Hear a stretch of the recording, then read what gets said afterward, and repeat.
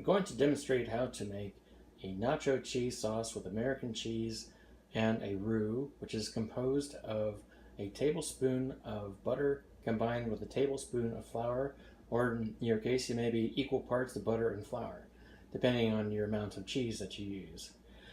I'm using an electric stove, so managing the temperature of an electric stove is a little more difficult, but I'll demonstrate it on this stove.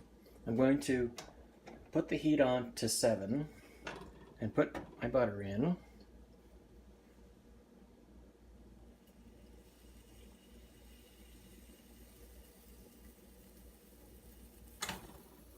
I have to melt the butter.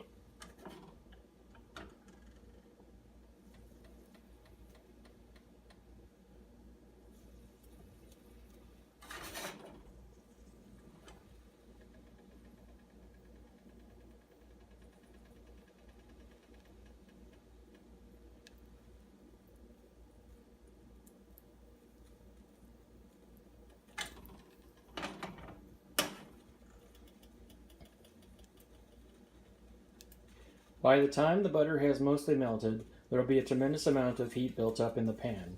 We can turn the heat down to low or 1, and then we can begin to add all of our flour.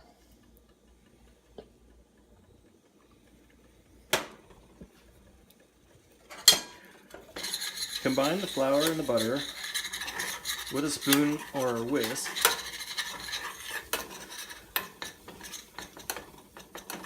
And this is called a roux.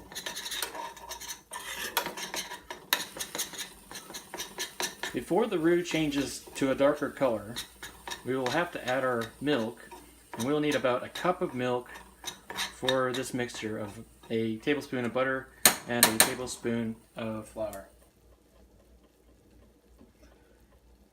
You do have to wait a little while for the butter and the flour to combine properly so that it absorbs the milk correctly.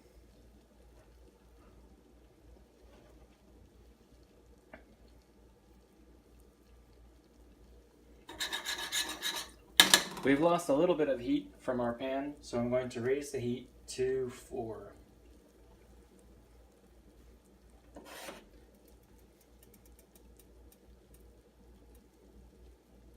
Now it is ready to add the milk.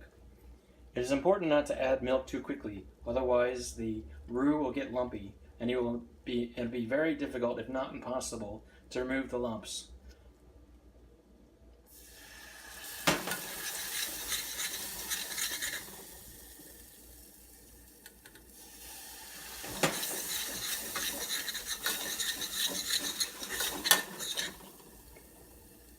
You want to do this slowly, so that everything is combined in a homogeneous way.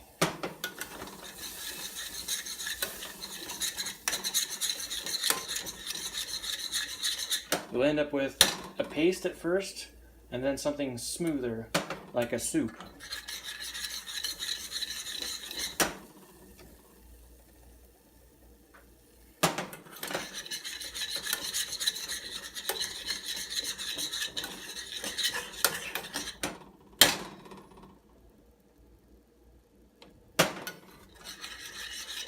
I'm going to increase the heat so that it sizzles a little bit when adding the milk.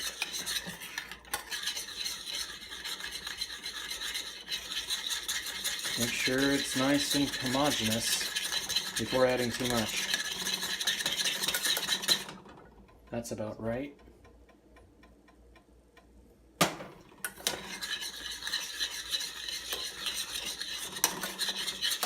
Make sure that the milk is fully absorbed by the roux.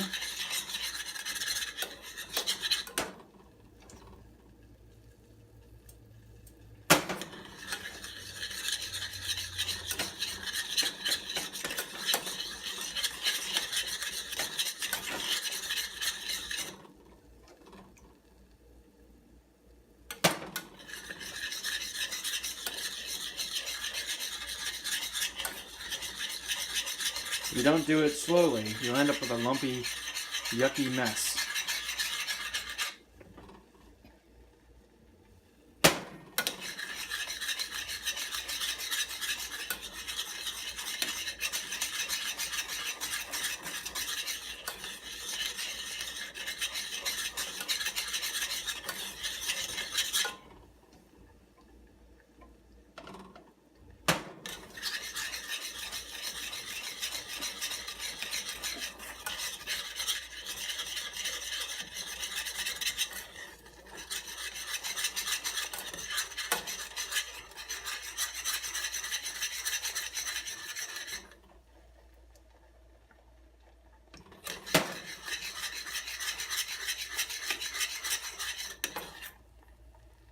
Still kind of gloppy at this point.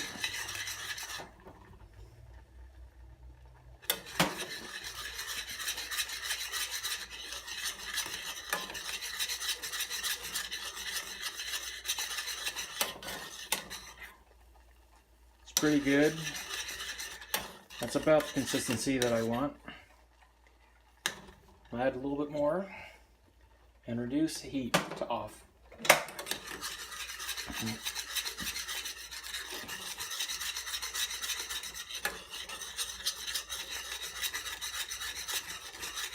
Now what this does is this is basically a solvent for the cheese. Now this will dissolve all kinds of different cheeses, and American cheese just so happens to be very creamy and easy to melt.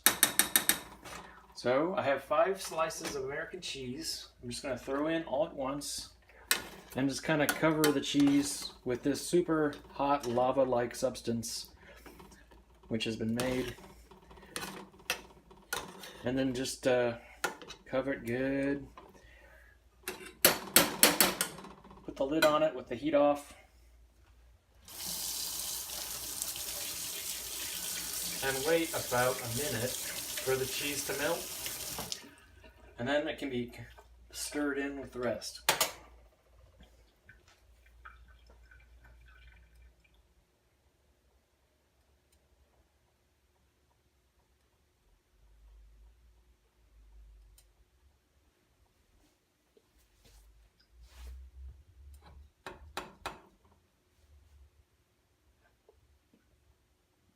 I'm going to put the heat on low just to get it going along a bit quicker. It's probably easier to do this on a gas stove.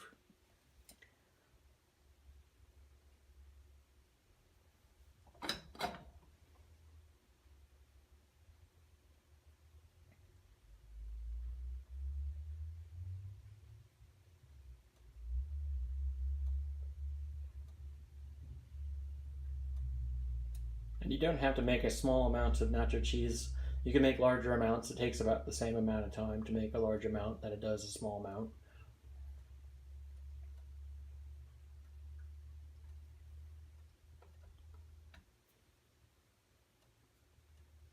And by the time the top of this gets uncomfortable to touch, it'll be about time that the cheese has been melted and it can be combined.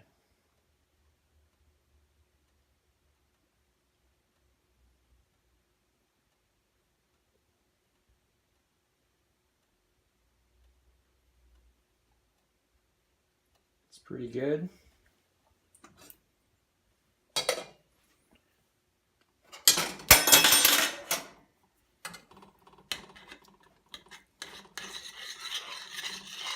Just kind of stir it together.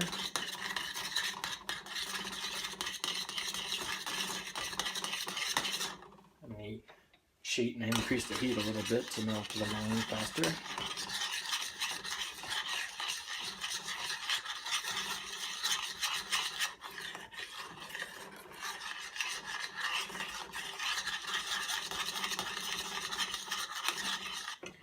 So what we have here is a bechamel sauce, and it would be pretty good as mac and cheese or something like that.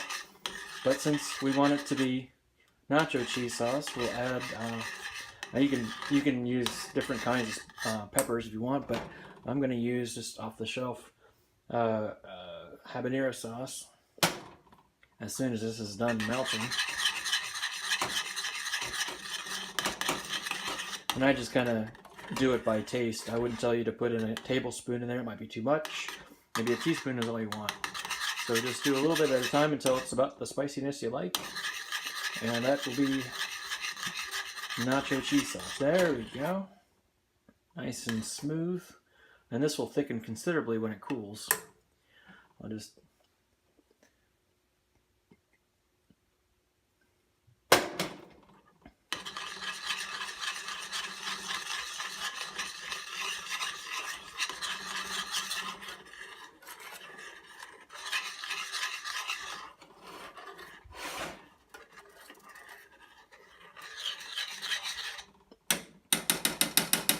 Now be careful, this could be super hot. When you taste test it, that is.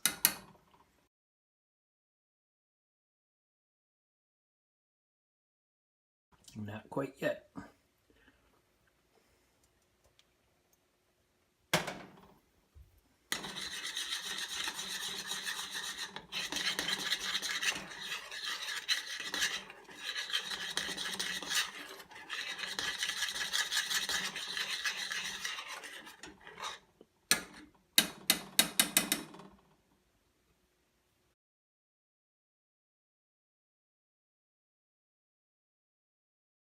Just a teeny bit more.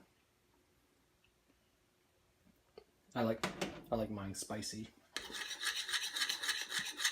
You don't want to overdo it. Always spice things slowly. You can always add more, you can't take it out. Alright, I'll just take the heat off.